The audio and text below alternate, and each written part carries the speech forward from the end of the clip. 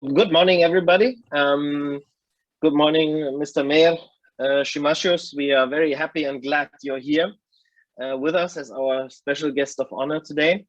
And this year is a special year for our chamber in Lithuania, but our president, Mr. Kęstutis Bagdonavičius, I'm very sorry, Kęstutis. I always call you in the first name. It's really a tongue breaker for me. So Kęstutis, I'm very glad you're here, our president in Lithuania, and he will tell us a bit why this year is special for our chamber. We have started to have a series of events with high-ranking Lithuanian policymakers. We had the Prime Minister, we had the Minister of Economy and Innovation, the Minister of Finance, and the Minister of Health. And so now I think the order has nothing to do with the priorities, because I think the mayor of Vilnius is a very important person, because he decides, or whatever happens in his city is more than half of the GDP of the country, and is of course leading the whole development process of the country.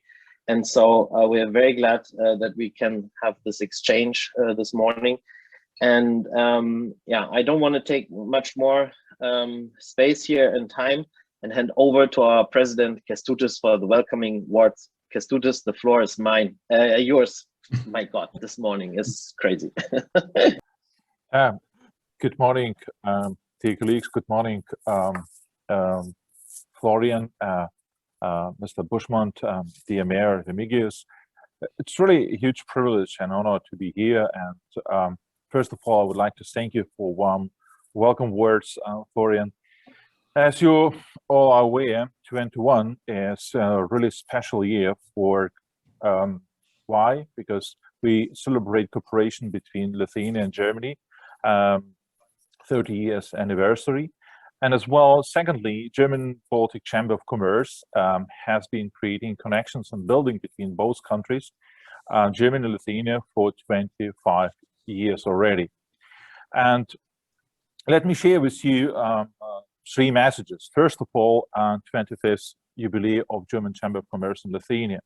And please save the date, 31st of May, 21. On this day, German-Lithuanian Economic Forum will take place on occasion of both the 30th anniversary of the restoration of the diplomatic relationship between both countries and 25th jubilee of German Chamber of Commerce in Lithuania. Sure, the digital event will be held by the Embassy of Republic Lithuania in Germany, as well as German-Baltic Chamber of Commerce in Lithuania, Latvia, and Estonia. The Economic Forum will be opened by our Minister of Economy and Innovation, and as well as State Secretary of the German Federal Ministry of Economic Affairs. As you are well aware as well, in the last decades, Germany evolved into one of the most important strategic trading partners for our country, and investments are growing on sustainable basis each year. Event will emphasize successful cooperation between both countries and shows potential which is feasible after the pandemic. Highlight of the event will be the panel discussion on sustainability, which will include a perspective for both German investors in Lithuania and Lithuanian companies in Germany. We will face 3 talks, discussions about life science, IT, engineering, and technology. The second message, if circumstances of COVID-19 pandemic situation would permit us, we do plan to celebrate the 25th anniversary during the gala event in October this year, together with all of you. The second message, I'm more than happy to emphasize that investments from Germany and Lithuania, they are increasing. Investments which are coming from Germany, they are long-term and sustainable. Last messages which we found in the press and absolutely should be emphasized, and they have reached us. We face new two investors in Lithuania, namely Allianz Insurance and as well Aldi. German investors also are developing near the Vilnius, Homonit Lietuva, where B is Circle, Baltic. We see here your team's, dear Mayor, Remigijus' contribution. We have to emphasize that you are doing really fantastic job. And finally, Vilnius named among the top 25 global cities of the future for foreign direct investments. It's a really great achievement, Remigijus, and it should be emphasized and sent clear message. Thank you. I wish all of you great meeting and look forward to another view and achievement how the city of the future, will welcome future investments from Germany. Thank you. Thank you, Kęstutis. So thanks for these nice introductory words. But before we come now to our guest of honor, we'll have a short update from the German embassy, and I welcome the Deputy Ambassador Peter Buschmann here, who is also head of the economic section. And I use this occasion to once again thank for the great, deep and friendshiply cooperation with the German embassy, which we have. And Peter, the floor is yours. Yes, good morning, Mr. Mayor. Good morning, colleagues. I will be super short because I'm as keen as everyone else to listen to you, Mr. Mayor, on your plans. I mean, you have a reputation to lose, right? I mean, of course, Vilnius is considered to be one, of the most innovative cities and providing a big business environment and business freedom. So from the embassy side, as has been mentioned before, we have an anniversary to celebrate as well, 30 years of the re-establishment of diplomatic relations. And we do have a series of events. We are, planning to realize during the course of the year.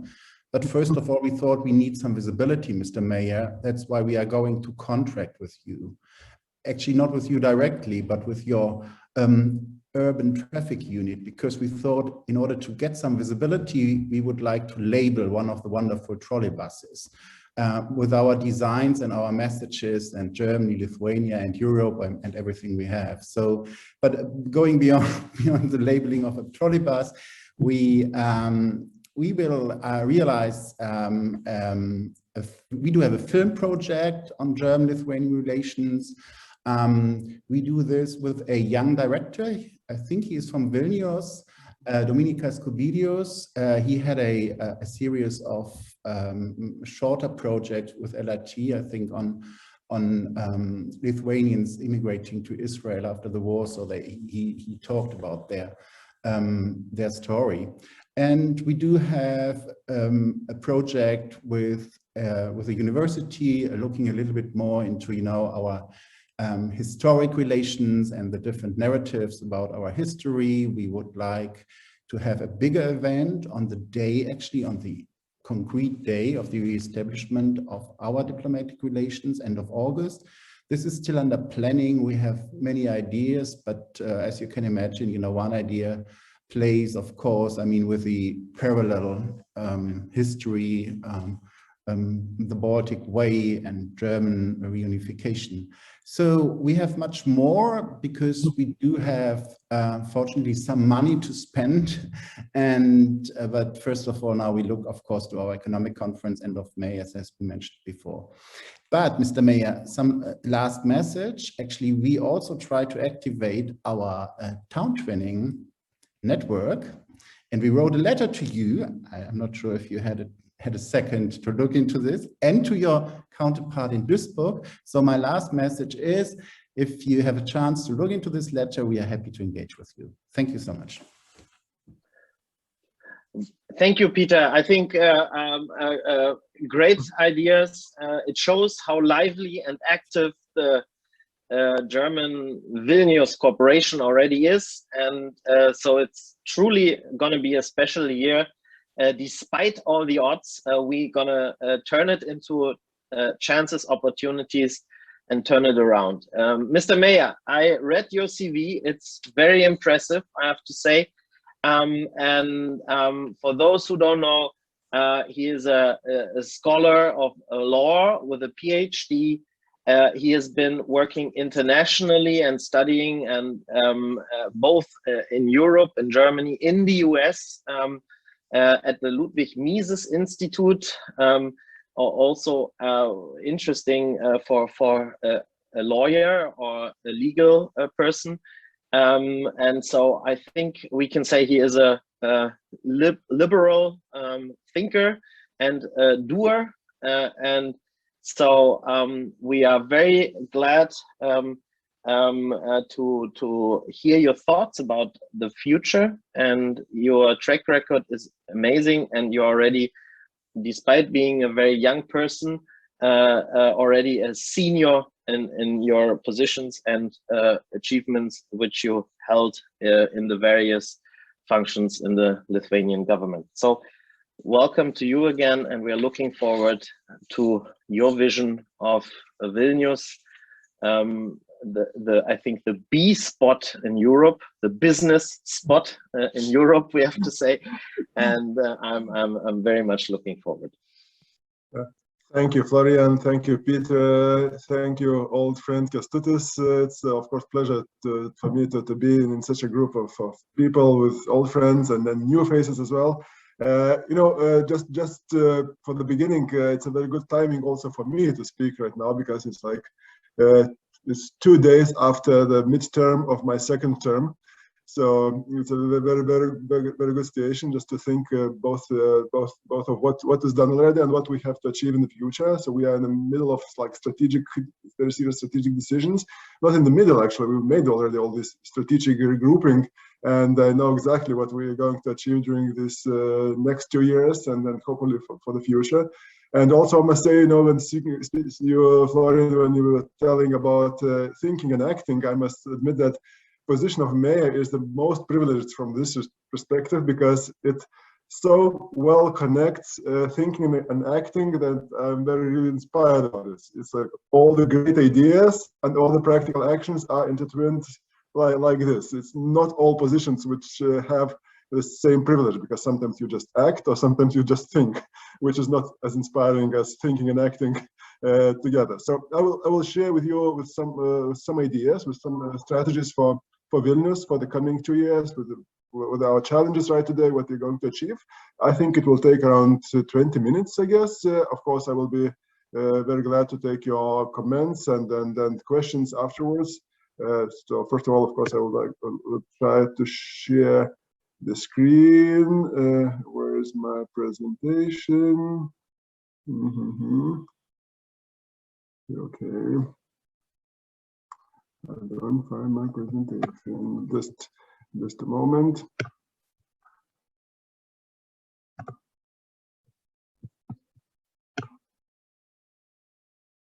Okay.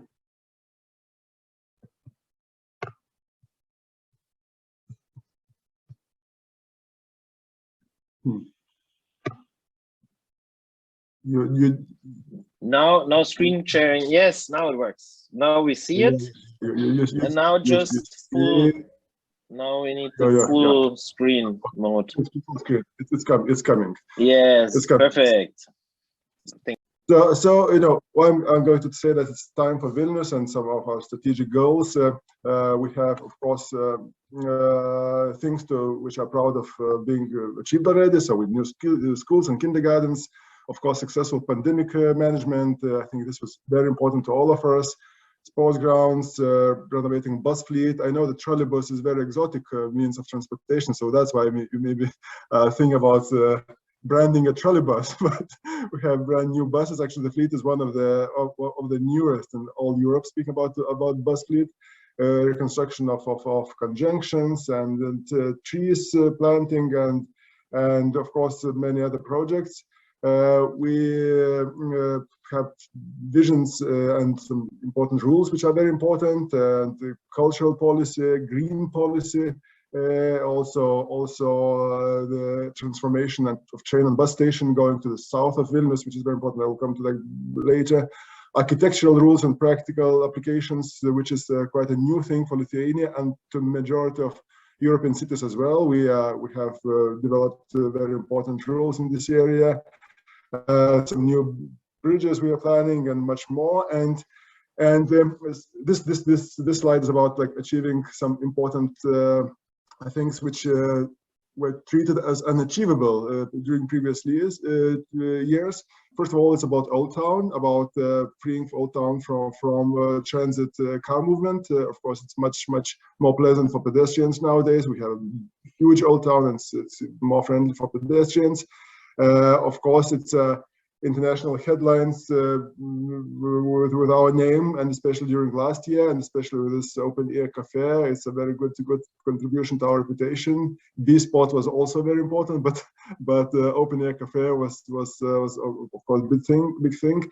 Speaking about practical issues like Soviet heritage of old metal garages dismantled right now, just some remains here, but the problem which seemed unsolvable. And of course, Roma settlement, which was an illegal settlement, which was a permanent issue for us and very, very important. So it's done, check. Of course, we have issues which are not accomplished yet. Lazdina swimming pool, which is already moving forward because we had a bankruptcy of constructor, and now we have a new constructor, and hopefully everything goes smoothly. National Stadium, of course, I prepared this yesterday. So yesterday we've got some news about National Stadium, that we won the court against the National Procurement Agency, and we are able to go forward. I hope the government will not change their position, and we will be able to open up a stadium in 3 years, because that's our concession agreement with the partners. We have to sign it hopefully in a month or two, and then we'll start a countdown. Of course, the general plan, confirmation of general plan. We have, of course, master planning as in all cities. I think we have a big step forward with the master plan. Again, this was some challenges, but it looks like this summer, maybe end of June, we will be able to accomplish in action of this general plan, which is very important, especially for those who are in real estate business, but not only. And the fourth one is modernization of residential areas, but I will come to this a little bit later. This is one of our main goals nowadays. Why I say that it's Vilnius time now? It's of course pandemic. First of all, helps to put a spotlight on our approach to how we do things.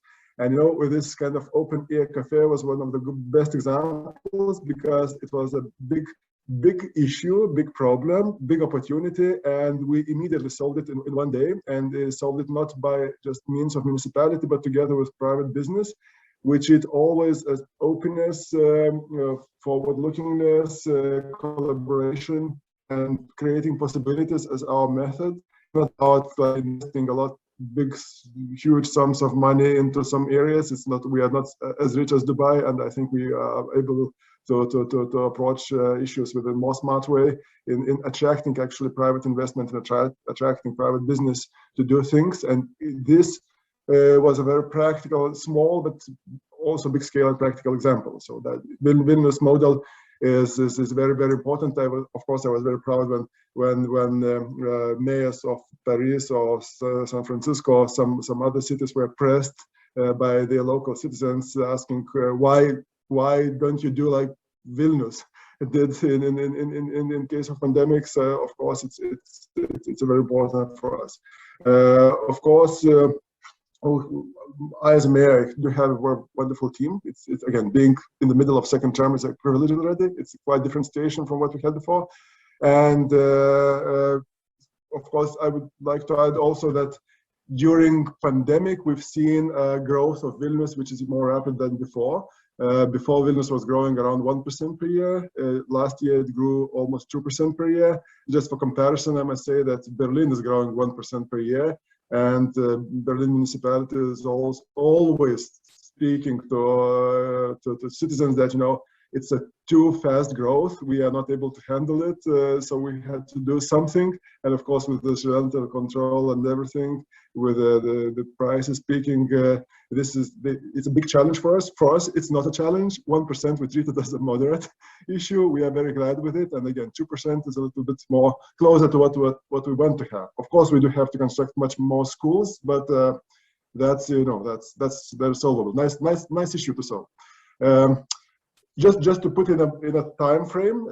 So again, for me, it's like 6th year of being a mayor. So 6 and 5 years ago, the single goal was to save Vilnius from bankruptcy. You know, if you would look to headlines back then, so comparison of Vilnius to Detroit, to bankruptcy, to all these financial issues were the main topic about Vilnius. This was over 4 years ago.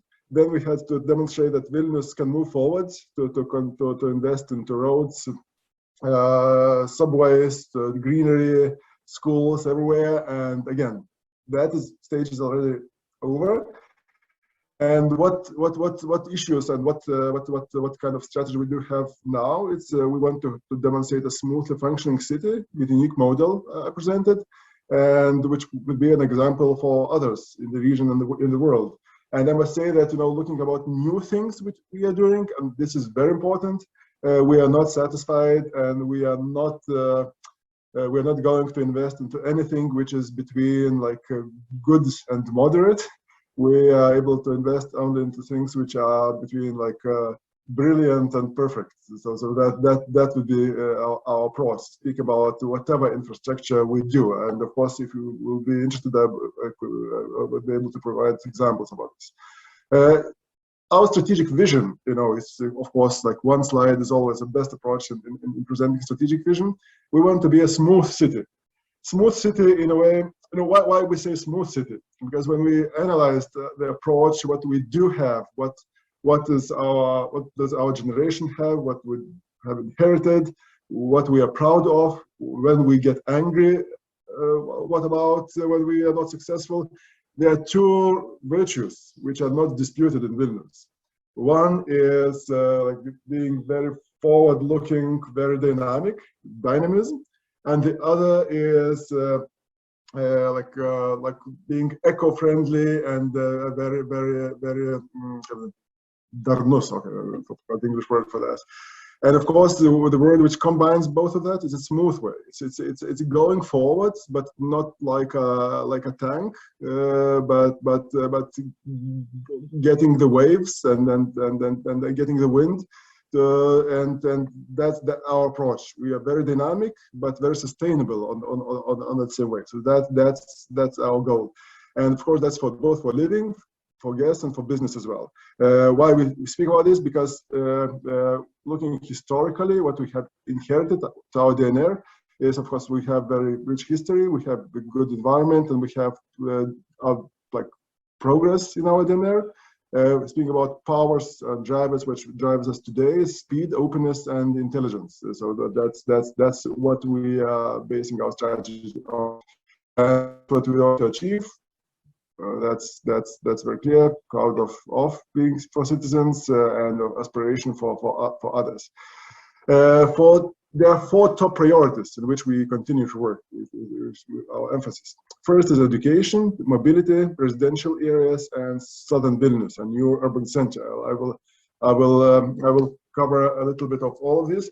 Speaking about education, of course, everybody likes to speak education, how it is important, but for us, okay, educating free thinkers and creative and responsible citizens is a key issue. We are doing whatever, and that's #1 priority for us. Mobility is all the ways of getting around in Vilnius, starting from pedestrian movement, bicycle movement, public transport, sharing economy, and of course cars. Residential areas, that's the issue which is quite painful for us, I must say, because around almost 60% of all of our residents do live in regions which are either built during Soviet times or similar to those which are built during Soviet times. And I must say very, very firmly that this kind of modern experiment of free-floating buildings with no clear dividing line between what is street and what is your yard, and it was a mistake in all the Europe, but this mistake was especially obvious in the Soviet regions, and Vilnius is suffering from that, and we have to reconstruct all of these residential areas, and we're starting with this project. This is one of the biggest challenge. And southern Vilnius, new urban center. Why I'm speaking about southern Vilnius, because if you imagine yourself being close to the town hall, if you'll go like half an hour on your feet to the north, to the Constitutional Avenue. So basically you will reach Constitutional Avenue in half an hour. If you go half an hour to the opposite side, you will reach railway in like 7 or 8 minutes. And in the next 7 or 8 minutes, you will reach areas which will be unrecognizable to you. So of course, we do want our city to expand smoothly around the central part. And that's why we're investing so much in the railway and bus station and the areas around and Vilnius and all these regions. So this is very important to go over railway to the other side of the railway route. There are some priorities, some priorities in details. Speaking about education, we focus both to the content of curricula, and again, I'm very proud when speaking about business. Again, like biotechnologies or optoelectronics is one of our priorities and strengths. And when I have identified that, especially for physics and optoelectronics, again, people were choosing this specialization because this was fun and because it was a good tradition, and because during Soviet times people typically were not choosing humanitarian or social sciences, but were choosing natural sciences. But it started to fade away, and unfortunately during last years a little less and less people were entering physics. But what we do in our schools, we do focus a lot in providing, like on the basis of prototypes created at MIT, Fab Labs, and then creativity programs and other things. We started to develop content in the curricula, and suddenly in 3-4 years we see much more people choosing natural sciences. And again, that's the example how we may affect all these issues. Speaking about hard things, it's new schools, and again, we're doing with a much better quality. And the new school in Pilaitė, which is to be constructed right now, it's, I think, will be one of the best schools in general. Speaking about mobility, again, priority on walkability, that's clear. Bicycles, I'm very happy that people do start to notice bicycles, and they start to notice that, you know, this bicycle route starts to interconnect to each other, because before that was also a challenge. Public transport, again, I've talked about it a little bit. And let's speak about something about sharing economy. It's, again, I've had many contacts also with German businesses as well about sharing economies, because it is amazingly good what we achieved already in this area. We are #1 in the world in terms of shared cars per capita, for example, or per square kilometer. And again, it's very interesting when we had talked to the same German cities. We have talks to Bremen, for example, which is more or less the size of Vilnius, and they say that, okay, we are too small for sharing economy, for sharing cars, because it doesn't work on the scale.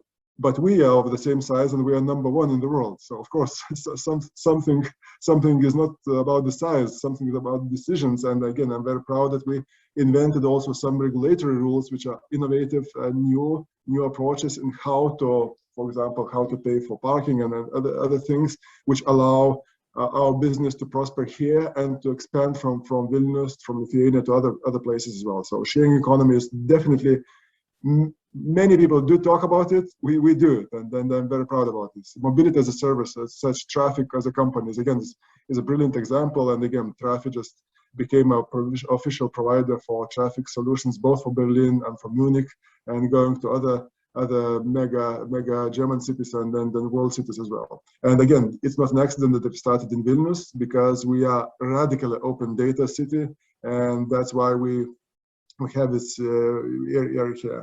Residential here, we're starting with Vilnius post-Soviet regions humanizing project. We already making very important steps, but we'll present it very soon how we will transform these areas, because again, it looked like everybody have abandoned those areas. But of course, we don't want to end up with a situation of what Paris has, for example, nowadays, with a very nice center, very nice suburban areas, and the red circle around the central part, where the police is sometimes and with basically abandoned or the area with very big social issues. We have all the possibilities to scale that. We are doing this. And southern Vilnius, I've talked about it already. So speaking about Vilnius model and how we do act, Whereas we do have sustainability and convenience of a small city. Again, it's very clear tendency that cities like Vilnius are gaining also from pandemic and post-pandemic situation. We have metropolitan ambitions, and not just ambitions, but also approach. We have creativity of the city's residents, and we're taking advantage, and we know how to take advantage of opportunities. These examples of Vilnius model, again, I mentioned already. Open air cafe, open air gallery, holidays in Vilnius, Lukiškės open beach. Again, I'm very thankful to Ambassador of Germany, who was so fond of Lukiškės open beach, and we had also a discussion on this. The Christmas forest, first in the world, and then we even will have a municipality bar above the mayor's cabinet in the 20th floor. So I think that's, again, we'll do the first one in the world of such kind. Thinking about 4 priorities and Vilnius model, how we are combining this. So for education, our goal is to turn city into one giant school, and on the other hand, to open up schools for the city. Again, I will not go into details. We do have very clear plans about it. For mobility, is about sharing economy. For residential areas, the humanizing project of all these post-Soviet regions. Just to say some more words. We do know how when do we feel very good in the city. It's a very good feeling when you have very good greenery, very good pedestrian lanes, when you have not too wide streets, and when you have first floors which are open, and when you have a street which is street and not just a way. There's a conceptual difference between the way or route and the street. So we do want to have more streets like the transformation we just had in Naugarduko Street. So we do want all the streets to go this exact way, and this year we'll go with many streets like this.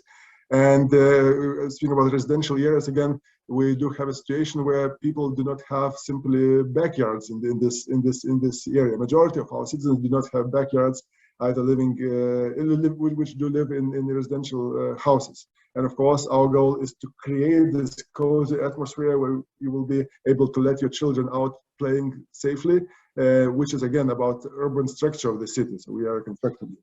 And the bus and the railway station I talked about already. Speaking about Vilnius strategic priorities and our situation, we named already this top 25 global cities for the future. Okay, that's one of the evaluations, which is very nice. On the other hand, I'm very proud to see that Vilnius citizens were not so much surprised about it, because can you imagine hearing this 10 years ago? That would be like disaster. Maybe some methodology is wrong about this evaluation. That would what our citizens would have think 10 years ago. Today I've seen it's okay. We know that we are good, so it's good that the Financial Times also noticed that. So more or less this approach. I always like to cite Kamala Harris, the Vice President of the United States. So it's I am who I am, and I'm fine with it. So we speaking about Vilnius, we do have the same approach, and it's very clear that we do have. But for the areas, so of course ICT is very typical, but very important for us. FinTech, actually after Brexit, we are #1 FinTech city in Europe, because before it was London #1, we were #2. Speaking about FinTech startups, Vilnius is #1 nowadays, and again, thanks to all the ecosystem which we created together with Central Bank, and I'm very glad which we contributed to this. Biotech is again very clear how dynamic and how important it is. Again, biotech is one of the key factors why the economic situation was least severely hit by pandemic during pandemic crisis. Ireland is doing best. We are second one. First of all, thanks to export and to biotech area sector, which of course was expanding during this. And of course, when we have factors which do manufacture ingredients for vaccines right now, of course we do understand that this is the top good in the world which is needed. And again, speaking about openness of our environment, when Thermo Fisher Scientific was able to start a new factory basically, and to finish it in less than 4 months from the very idea to practical opening.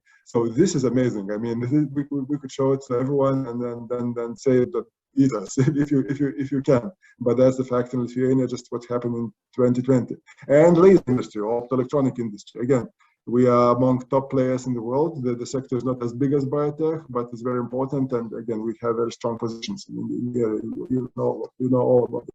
And of course, I do know that cities are successful when they are successfully competing for talented people.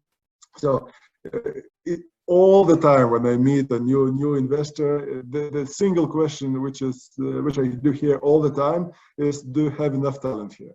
And of course, that's the reason why we talk about education. That's the reason why we talk about attracting people, and especially attracting smart people. And by the way, that will be very interesting, I think, also for you. This year we are going to open up International House Vilnius in September, which on one-stop shop basis will serve all foreign residents or future residents.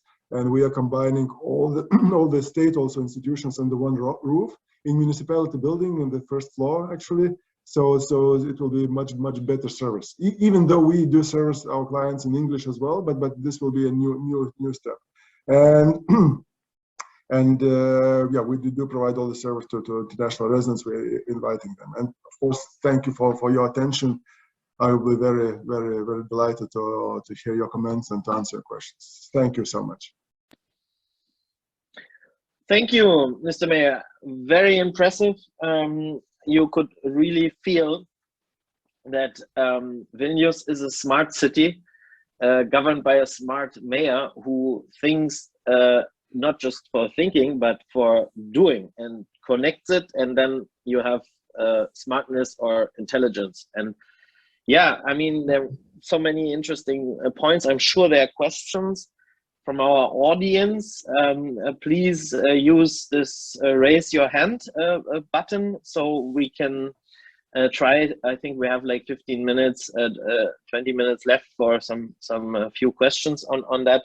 And I see the first one, Mr. Buschmann, please. Yes, thank you very much for your presentation. This was really insightful and innovative in a way. I have two questions which are super straightforward. The new government is finalizing its recovery and resilience plan. Does the city of Vilnius benefit concretely from this plan? Are there any projects which are set in the plan for your town, for the county? This is my first question. And secondly, you've mentioned Trafi. I mean, you have shown that Vilnius can be a sort of a test ground, right? You can start things.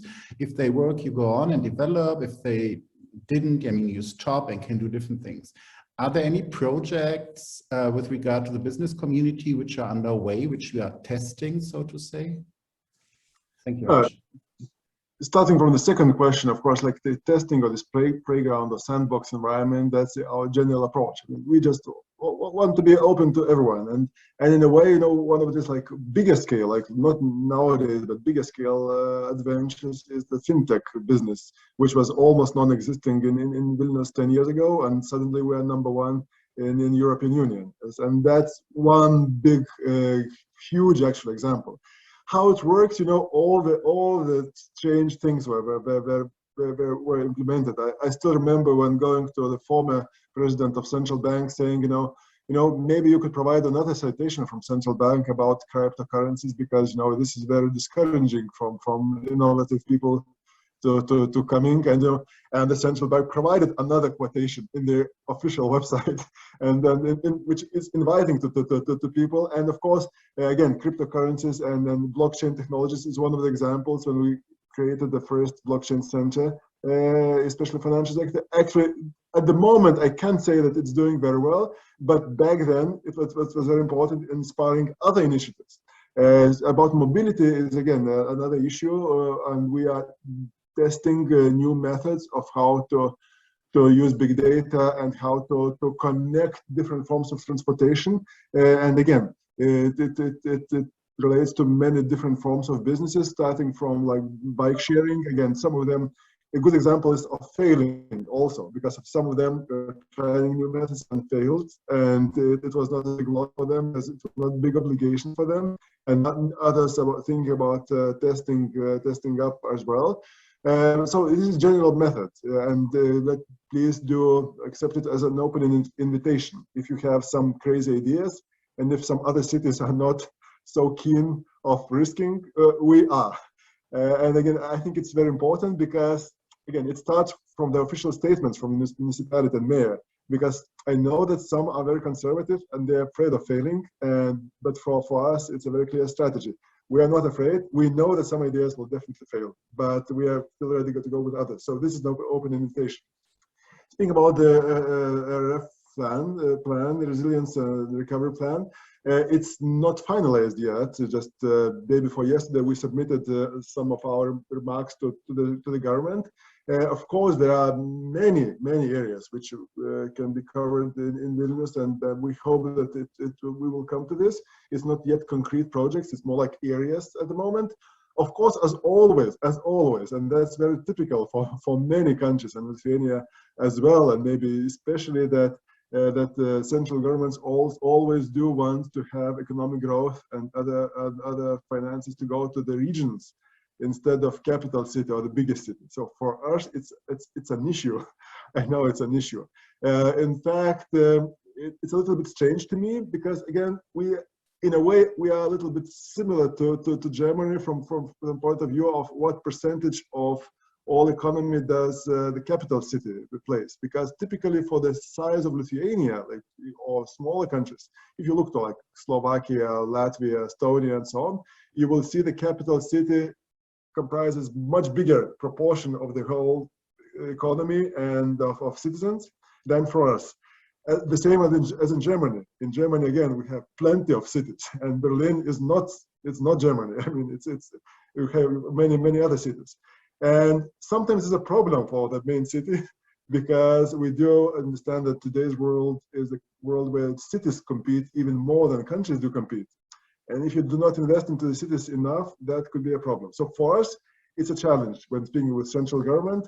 There are many areas where things are supported and subsidized if they are in province instead of Vilnius.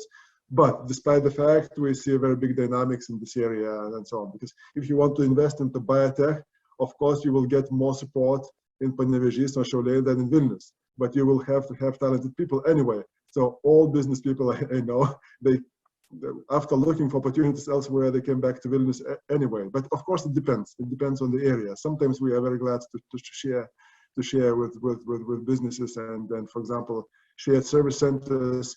We are still sometimes a provider of services for European companies, not so much of German companies, unfortunately, not so much of Germany, mostly from the Anglo-Saxon world, but from Germany more than from France. Again, that's a good thing. But sometimes shared service centers for Lithuanian companies, of course, are typically settled not in Vilnius, but in some other smaller towns, if you want to speak Lithuanian and so on and so on. So that's very typical division of labor. So yes, we do expect something from this reconstruction and recovery plan. Thank you. Two very good questions, and of course, Trafi is a great example. We always use. I'm personally from Berlin, and thank you for mentioning my hometown.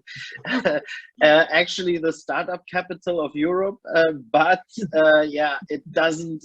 It's not run by a startup mayor like you are. That's for sure. Yeah, and yeah. So you mentioned the Soviet building heritage, and that I think is a key point for the future, because we have CO2 aims, Green Deal, and the buildings are more or less half of the CO2 potential which you can lower, and to make these buildings more energy efficient, and then use that also into transforming it into a more, what you call, I think, humanizing. And there, Mr. Mayor, I just want to say we as a German Chamber of Commerce, and we are very happy to work together with you and maybe have some, yeah, because we in East Germany, you know, we had the same heritage and had the same problems and still do. And there's lots of solutions which can be applied also on a larger scale for that in the construction technology. So if that is something we could find some format to bring businesses together and have innovative solutions, I see some potential there. That's not so much a question, but more like an offer. A second topic I wanted to ask you is about airport air traffic. Lufthansa was the first airline to reopen flights from Vilnius, and also thanks to Ambassador and the Lithuanian government for that. How do you see, I mean, before, like the Vilnius airport, let's be honest, yeah, it's not at the current state like the best in the region or best in class. Now with the pandemic, yeah, it became less important, yeah, in a way. But what are your plans towards that direction, shortly? Okay, thank you. Starting from the second question, last week I think we've had discussions also with the Minister of Communication about airports. For Minister of Communication, for 5 years they were very undecided about whether to invest more into Vilnius airport or to start constructing a new airport between Vilnius and Kaunas. And again, I always had very clear vision and opinion about this. I think it's very important to reserve the land for the future airport somewhere between Vilnius and Kaunas, but that would be actual maybe in 20 years, no earlier. And it's very important to invest into Vilnius and Kaunas airports instead of creating very expensive, too expensive and not viable solutions for others. So this minister already took this approach, and it's very clear that they are going to invest into this. Of course, all the terminals are the most important things about the feeling entering or leaving Vilnius. And the Vilnius airport is soon to starts a new terminal serving passengers, and of course it will dramatically increase the quality. We have some issues about this ugly building, which is treated as a cultural heritage. So it's a cultural heritage. There are all the roundabouts about how to overcome this, but anyway, it will be a very bigger construction of a Vilnius airport from the passenger point of view. Of course, some of the construction is about, which is not visible, about how the luggage is moving around, and how it's also big money, but you as a passenger typically do not see this. But passenger, all this kind of reputation in general, and then how the face. So it's not just, it will not be just facelifting. It will be essential change. And speaking about this offer, I also must stress, it's not about like declining offer, but just about expanding the area of this. My approach is, and I'm very glad that more and more people start to understand it, that all the CO2 emission reduction is not just about making old Soviet time houses warmer. It's not about this. Typical problem is that if you have middle-class family in the old Soviet time house, block house, typically you start thinking about moving to suburban areas as soon as it is possible, because the social environment and the urban environment is not as good in these areas. So and what happens when you move out? You move out maybe to the more energy efficient house, which is much bigger, which is at a bigger distance from your working place, which means that you commute more, you heat more, and the house you left remains in very bad conditions because it becomes more socially vulnerable. So what our plans are for this? We want more middle-class families to stay in this like densely inhabited part of cities, and we know exactly why families do move or stay. It's about internal quality of the flats, about the possibility to reconstruct it, to adjust it to today's needs, because during Khrushchev time, I mean, the kitchens were looking differently than today. That's very simple. Then it's like environment in the yards of the house. Then it's the quality of the streets and public spaces, and then the attraction points of some of the regions in general. Do you have greenery? Do you have plaza? Do you have some things where to go? Do you have like some office areas around and so on? So this is a like of more urban reconstruction, because even if the walls remain the same, but if you have the more pleasant environment in the city, so from energy point of view, it's even much better than changing the walls, but not changing the pedestrian paths and then greenery around the houses. So that's, I just wanted to elaborate on this because this is one of the topics which is very, very important for us when you mentioned about this humanizing these regions. And just as a small example, when we had this new path in Šeškinė, for example, called the Saulės path, suddenly you see the same old buildings, old gray buildings, which look much better just because you have a bicycle route and pedestrian route and nice greenery in between those houses, just by doing this. So this is my, sorry, but a little bit too long maybe. No, I couldn't agree more, and that's also how we did it in Germany. And there's, I mean, the doctor, the medical service, the kindergarten, the schools missing, and the traffic connection. So, and I mean, economically, it can be more efficient or more cheaper, let's say, for those families to stay and have the money to put in other places. Yeah, and so there are good arguments, but one has to have this debate. And in Germany, we're already having this debate. Or some cities say we forbid the one-family home construction, yeah, because it can be as energy efficient as you want. The whole model is not space efficient, and from a resources point of view, it's a lose game. Yeah, Andrius. Hello, everybody again.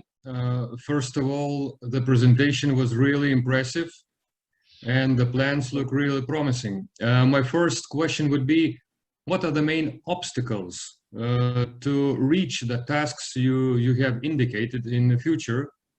And the second question, are there any plans to expand the territory of Vilnius city and move outside more to the region, also including more industrial areas for business parks or heavy industry, more heavy industry than the fintech or call centers, for example? Thank you. Yeah, there's basically two questions. First of all, about this the obstacles. So as always, as is typical, these obstacles which are not real obstacles, is finances and people. I mean, do you have enough talented people to handle the projects, and do you have enough finance to handle it? Of course, that's an issue, and sometimes, especially finances, is the main issue, because again, the question is how much resources are sent from Vilnius to other regions. But again, looking to more practical aspect, because some of these issues may be solved, some not. Of course, I have much better team than 6 years ago, and it's possible to move on. Of course, it's identifying the real icebreakers in different areas. And for example, when we had reconstruction of this Naugarduko street, suddenly you see that, you know, it's not such a huge resources which are needed to transform the general approach. You know, why people are driving like crazy in Central Europe? Because streets are too wide. That's a simple answer. It's not about mentality. It's about infrastructure. And suddenly, when we narrow the street and we have bicycle lane, when we have greenery, we have not just trees but bushes, and when we have social activities like a small market and everything, suddenly the whole perception of the area is completely different. And sometimes, unfortunately, we were spending much more on achieving much less.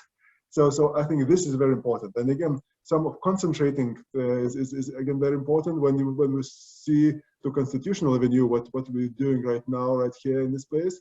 Again, planting more trees and then lowering it a little bit. Actually, this autumn we are planning also to plant some trees in the middle of Constitutional Avenue. So not just by the avenue. So again, showing the example of how can it look. Again, it inspires people, and I think this is very important. So all obstacles are inside us. I think that's all the real obstacles are inside us. So let's get smarter. So that's the issue.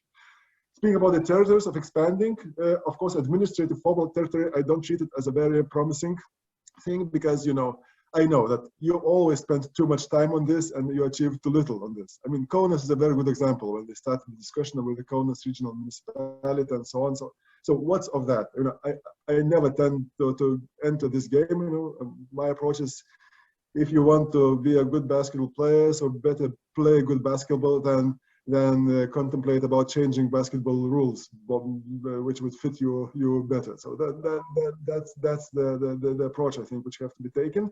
But speaking about industrial parks, we are working on 2 areas for industrial parks.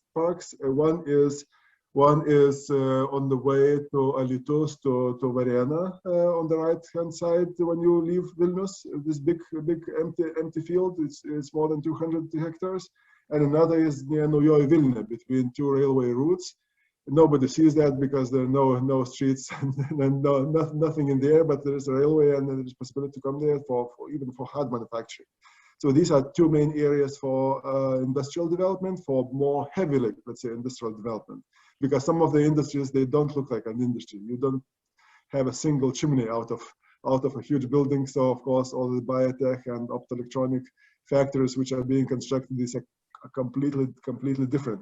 So we are looking to this direction. And again, we are looking to multi-functional cities in all areas. We don't want to have this Soviet times and modern approach when people live in one part of the city, work in another part of the city, and then spend leisure time in the third part of the city. No, the mixture is much better. The medieval city is much better than the post-industrial city. So we have to somehow to get back to this medieval approach. That's why we like old cities with a shop in the first floor, the office in the second floor, and the residential floor on the third floor. So that's I mean, from Lithuanian, ground first and second in German approach.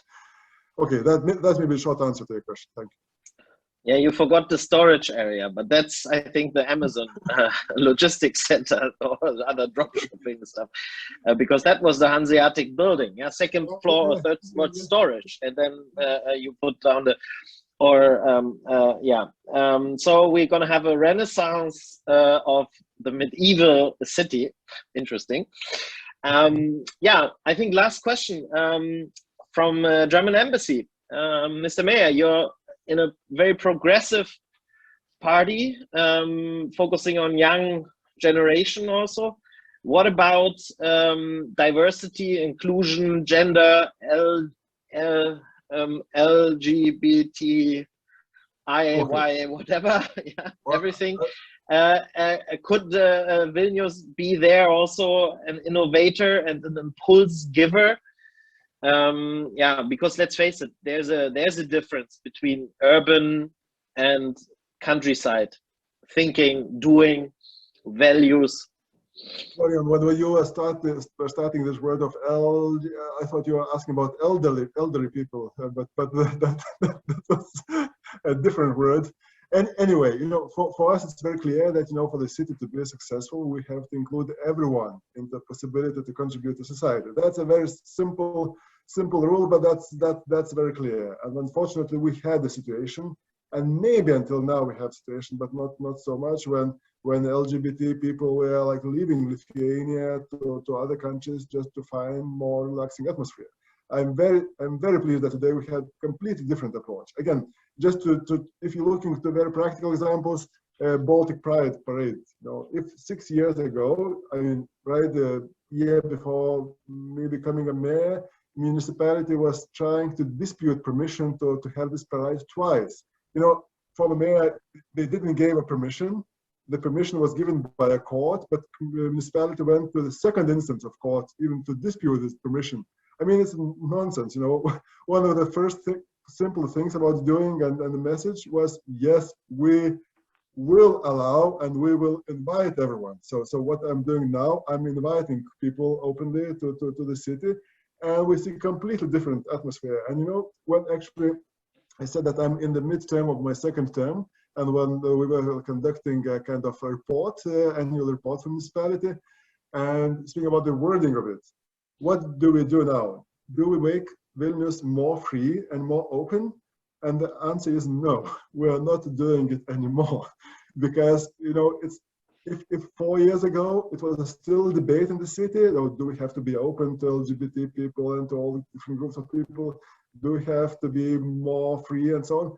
It's not about this. We are making the city smoother, but not more open, because it's just a fact. I mean, that's how we work. We are who we are, and we are proud of this. And as I mentioned.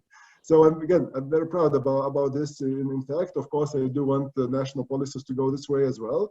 I know that some of the smaller towns, people living in other places, are more or less looking to Vilnius, sometimes angry, sometimes sometimes jealous, but that's our way. It's very, very clear. No other approach. And again, speak about national politics, which is also influenced by us a little bit, is that I think Lithuania and Portugal are the only two countries in European Unions which do not have any radical right and radical left, actually, also in the national parliaments. And that's year by year, election by election. And again, this is something about mentality of our country, and then again, that's one of the things we could be proud of, and Vilnius especially. So thank you for this question, and I'm very glad being a leader of such a city. So I think we should thank you for your time and respect it, and I can conclude by quoting one of our audience. It comes from the CEO of Kempinski Hotel, and our good friend Kai just applauds to your policies, the Vilnius model, and that he's able to operate his hotel despite all odds. I'm not mentioning the C word. So having said that, it's a big heart from my side for your presentation. You've proven to be how smart Vilnius can be and will be, and to me you also proven that you can be too small or you can be too big. And I hear this a lot, like when we have German delegations and we show them innovations from the Baltics, they say, oh, you know, the Baltics are small, they can do that. But Germany, we are too big to do it. Yeah, and then you hear it also. Then the German city says, "Oh no, we are too small for that."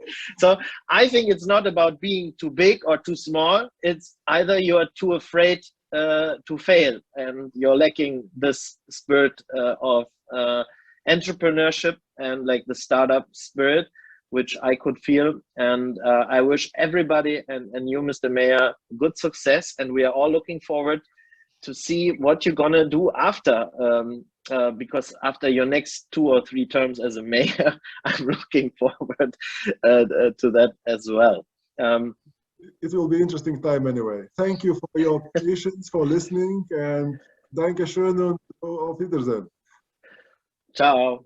Ciao. Thank you.